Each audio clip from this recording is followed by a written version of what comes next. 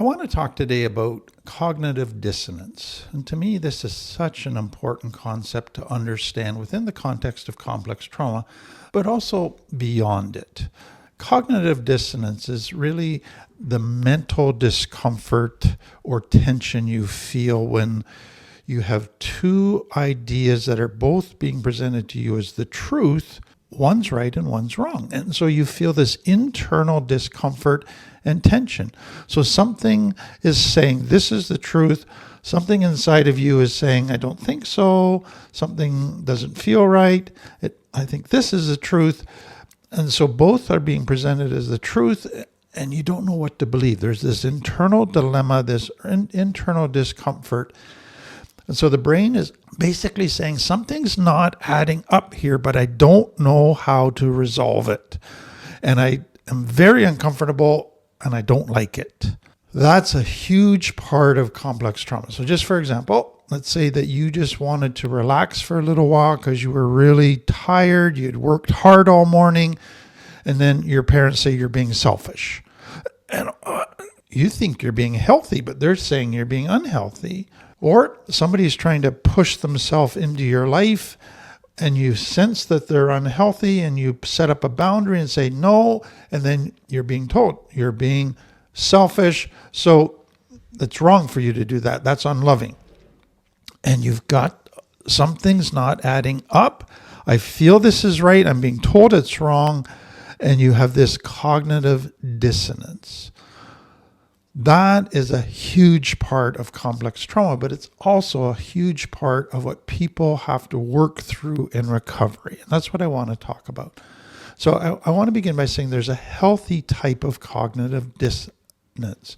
So it would come when you engage in a unhealthy action. So part of you is saying, I need to lie. Part of you is saying, I need to cheat on this test. But there's another part of you go, that's wrong. You're hurting yourself. You're going to hurt others. And you have this internal tension, which we call a conscience, that is sending an alarm saying you're violating love. You should not do this. It creates a great amount of discomfort, hoping to get you back following the path of love. So that's the healthy. But what I want to really focus on is kind of cognitive dissonance that comes out of unhealthy. So your gut, your own thinking is telling you this is healthy. Somebody else is saying it is unhealthy. Somebody else is denying it. Somebody else is distorting it. And so do you believe them? Do you believe you? So part of you doesn't know, can't resolve that, especially if you're a child. So what do you do with that? So in complex trauma, the child is saying, I sense this is unhealthy. Parents say, go ahead with that uncle. They're healthy, and then you get sexually abused. Part of you is saying, I need to set a boundary. Parents are saying you're being selfish. So all of those things are there in the complex trauma child, and they can't resolve it. So what do they do with it? So they have to learn to get rid of it somehow because it's too uncomfortable, too painful. Their brain can't tolerate it. And so what they then have to do is ignore all of that clatter in their head. So let's just stay busy. Let's stay distracted. That way we don't have to listen to that noise. Suppress it. Harden their heart. I don't care about anything. Push it down. Deny it right out of their mind. And so what it forces the child to do is to adapt into unhealthy ways that actually murder parts of their soul in order to tolerate this unresolvable cognitive dissonance. And that's, to me, the tragedy of what happens here. So if you've done that, then you get into adult life. Now you're good at just ignoring cognitive dissonance. So now you stay in an unhealthy relationship. Now you stay in an unhealthy religious cultic indoctrination environment where you've got all kinds of cognitive dissonance, but you just ignore it. And you justify very bad choices now. And so it now causes you all kinds of issues in adult life that keep setting you up to hurt yourself, to make bad decisions, bad choices. So let me put it this way. So let's use the example of a person that smokes. So part of them is saying, I need to smoke, it calms me down. Part of them is saying, you need to stop smoking, it's killing you. So they've got cognitive dissonance around smoking. So what do they do with that? Well, you've got 4 options. Number 1, you can quit smoking. You can listen to the voice that you know is the truth and make the hard decisions and give up smoking, change your behavior. Or you can twist your belief and say, you know what, Grandpa smoked, he lived to 95, smoking can't be that harmful. So I'm going to justify smoking by twisting my beliefs. Or you can justify it, rationalize it. You know, I'm under so much pressure, I need to smoke. And that shuts the voices up for a little bit. Or you can just ignore, deny the information. I'm not even going to go there in my mind. You block your mind from thinking about it honestly. You stay busy with other stuff. You don't allow yourself to be quiet and really be honest with yourself. You disconnect from yourself and your deeper feelings in order to tolerate all of this stuff inside of you. So where does it come from? What causes cognitive dissonance? So I want you to see that a child comes into the world with very accurate gut. They want to critically think. They want everything to be in line with truth and love. That's just the package that they come with. Something then challenges that. And so what I want you to see up front is that cognitive dissonance comes out of some form of gaslighting. So gaslighting always is a narcissist who's in a position of authority, who basically gets the people under the authority, so the child in this case, to doubt their own perception, to doubt their own gut, to doubt their own thinking. And so the child is feeling this and they go, you're making that up. That never happened. The child wants to think about it and they're not allowed to have critical thinking. They're just told what to think. So there's always a form of an authority figure who the child wants to trust, who wants to see as the truth, saying your perception, your gut, your thinking is all wrong, even though it feels right, even though something in you tells you it's right. Here's the truth, even though it's a lie. And the child has to try to reconcile all of that in their mind and twist their mind to somehow agree with the narcissist who's gaslighting them. And then that gets rid of the cognitive dissonance, if they can somehow get their brain to agree with it. So what I want you to see is gaslighting exploits intentionally cognitive dissonance. It intentionally creates cognitive dissonance. So it increases the discomfort and confusion. It builds cognitive dissonance inside of a child, but then it nudges you to abandon trusting your gut, trusting your thinking, and it leads you to trusting somebody else. It creates cognitive dissonance and then pulls you, as the only way to resolve it is to believe the authority figure. So that leads to the second thing, and this is a big part of the gaslighting process, is it leads you to indoctrination. So indoctrination is when somebody systematically teaches you that this set of beliefs is the truth, even though it might not be. So they are committed to a set of beliefs, an ideology. That's all that matters.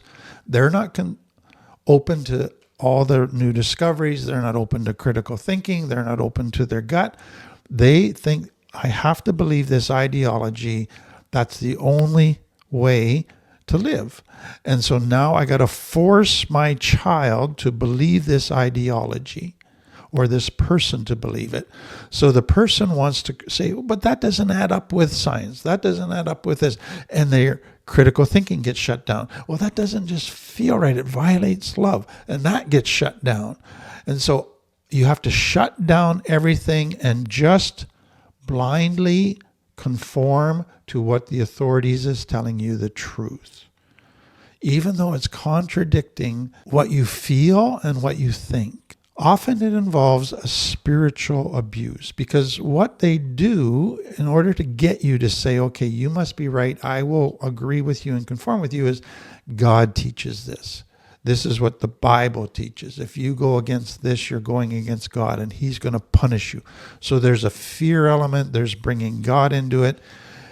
And then they give you kind of all their pat little answers about proof text that they are right.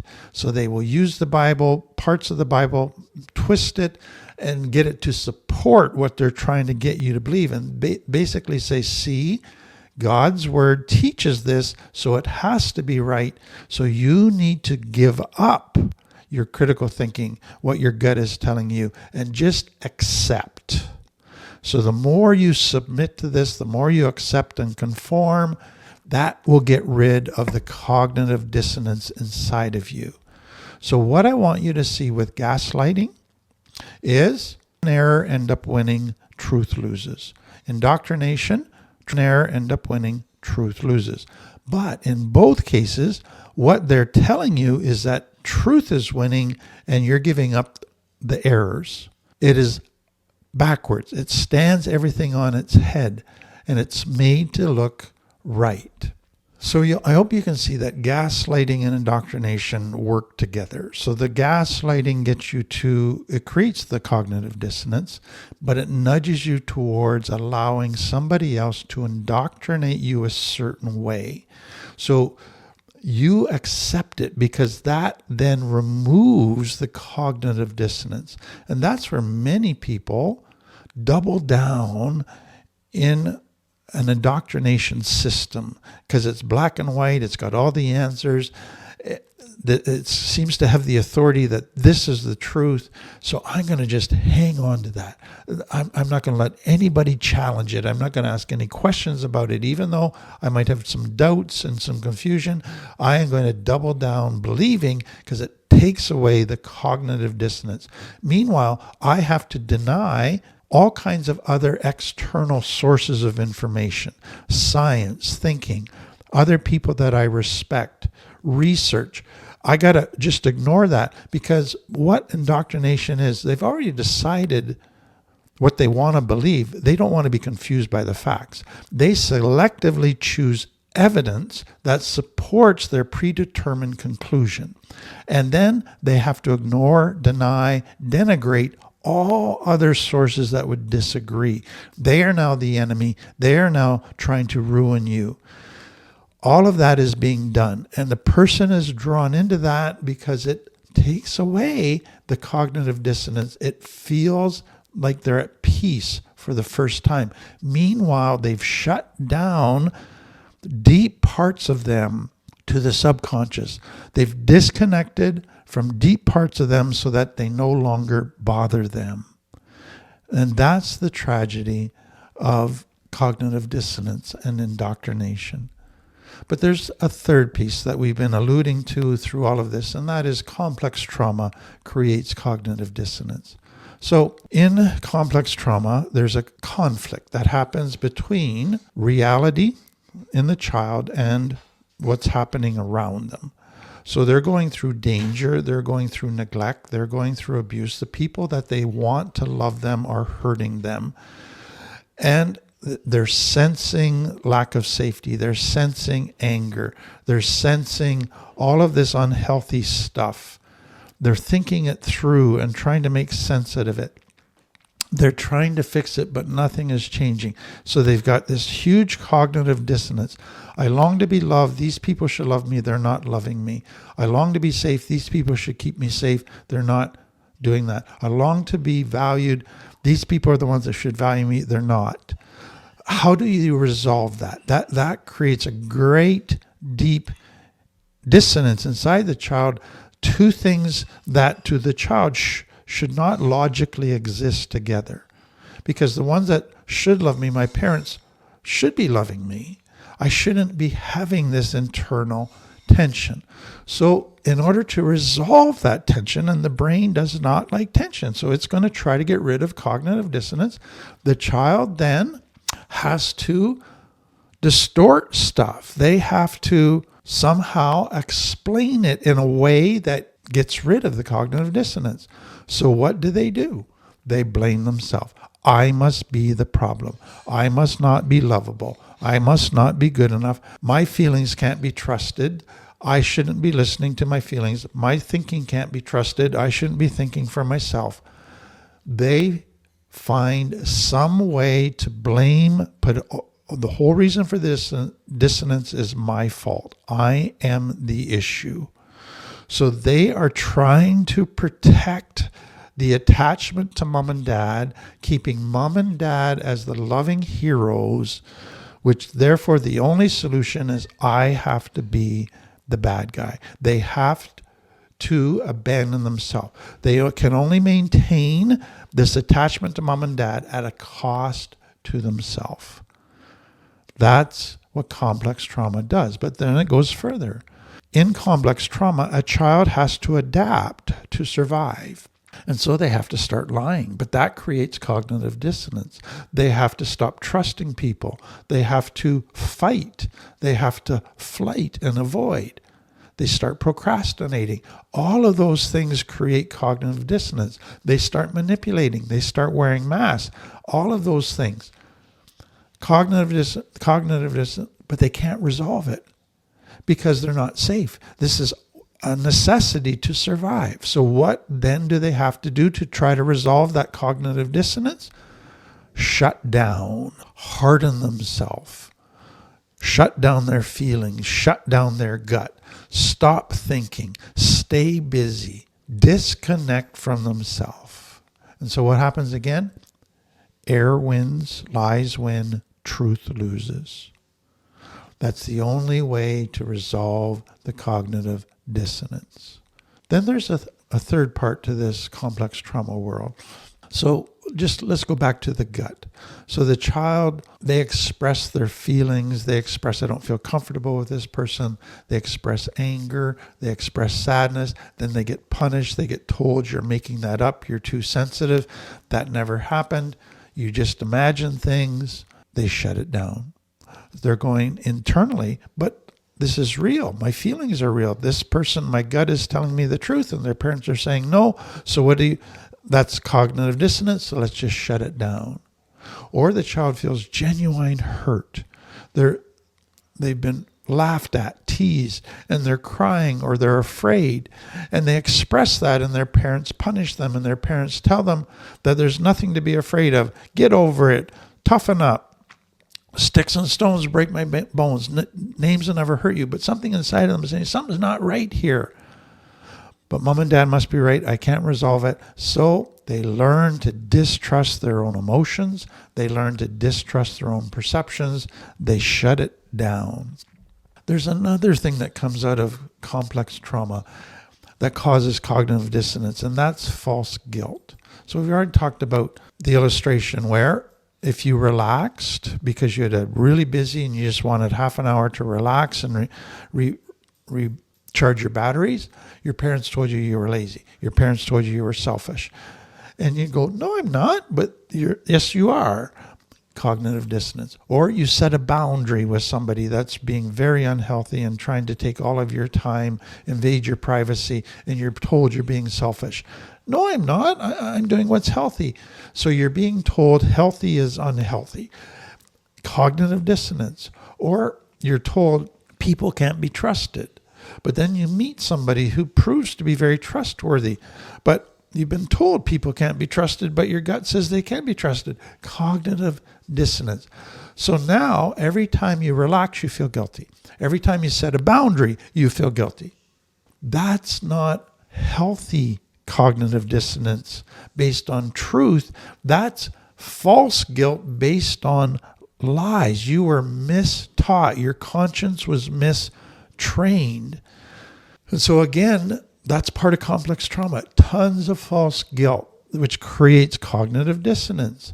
And you feel you have to do what you were told was the truth, even though what you felt was actually the truth, and you end up supporting certain things that your parents wanted you to do, but they're hurting you. But if you try to stop it, you feel guilty. So understand that in recovery, you're going to go against a mistrained conscience. You're going to feel false guilt, cognitive dissonance, saying you're being selfish here, you're being lazy here, when you're not.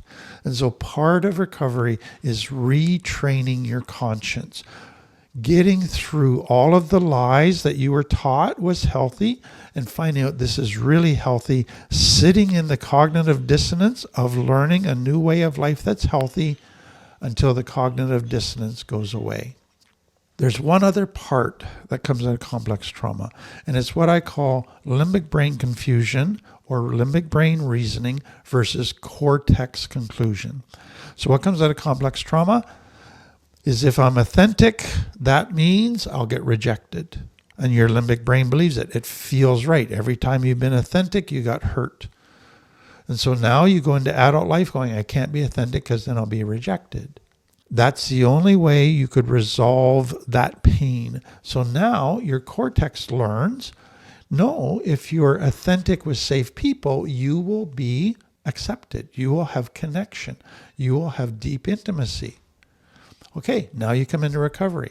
Now you go and you say, these are safe people, I will be authentic. But what happens? Your limbic brain goes, no, you won't. You're going to get rejected. You're going to reject it. And you have cognitive dissonance because your limbic brain believes one truth, your cortex believes another truth.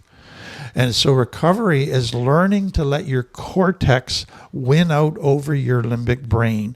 And that can take 3 to 6 months of you continually following your cortex and ignoring your limbic brain's lies until that dissonance dies down. Another one, you were taught, you're fat, you're stupid, nobody will want you, you can't do anything right, everybody that sees the real you is going to reject you, and you believe that. That's in your limbic brain. But then you've learned in your cortex, no, I am not stupid or fat. I am quite smart, quite attractive. If people get to see the real me, the ones that are really healthy will accept me and want a relationship with me. So you go into recovery trying to live out of your cortex, but every time you go and put yourself out there, your limbic brain panics and goes, oh, they're going to see the real you. They're going to reject you. Cognitive dissonance. So you're fighting against that all the time. So I hope you realize that this cognitive dissonance causes issues. The brain does not want cognitive dissonance. The brain will find some way to make it go away. So it'll fragment yourself. It'll turn into this strong inner critic and put yourself down all the time. It will set you up to shut so much stuff down that later in life you walk into all kinds of, or stay in all kinds of unhealthy, hurtful situations because you don't listen to your gut. You don't engage in critical thinking. So what do we do about all of this? How do we heal cognitive dissonance? Well, I hope you see how important it is to actually do it. A big part of recovery to me for people is dealing with cognitive dissonance, learning how. And so they have to begin to start listening to their gut again. They have to learn to start doing critical thinking again. And that takes time. You don't do that overnight. There's not a magic little pill you take that does that automatically. That can take 6 months to a year to really start to get good at doing that. But what you're doing is saying the truth is going to win out. I'm no longer going to get rid of cognitive dissonance by letting lies and error win out. I am going to stick at following the truth until the truth wins out, and that resolves the cognitive dissonance. Part of what that includes, that listening to your gut, is listening to your body. Let your body teach you. Let your body alert you to stuff that is going on. But then what I hope you see is our commitment now is to truth. We can now have agency. We are now big enough that we can choose truth, hang on to truth, stand up for truth, because we know that that's the only correct way to resolve cognitive dissonance. Is truth has to win out. Because if error wins out. It seems to get rid of cognitive dissonance, but really it just suppresses everything to a subconscious level. And it's still there bothering me at some deep level. There's still a cognitive dissonance. I just don't feel it as intensely. Truth has to win out. But then I have to learn how to manage my limbic brain. So when I follow my cortex, my limbic brain's going to panic because it's got all of the old beliefs, all of the stuff that it's concluded is true. And it's going to create cognitive dissonance and recovery. I have to learn to pay attention to my limbic brain, to acknowledge my limbic brain, but say, you know what, I don't have to listen to you. You're operating off of lies. I understand it differently now. I respect what you do, but I'm going to follow my cortex and sit with some of the discomfort, some of the dissonance until the truth wins out. Once again, I hope this little chat has been helpful to you where you're at right now in your journey. Thank you for being here.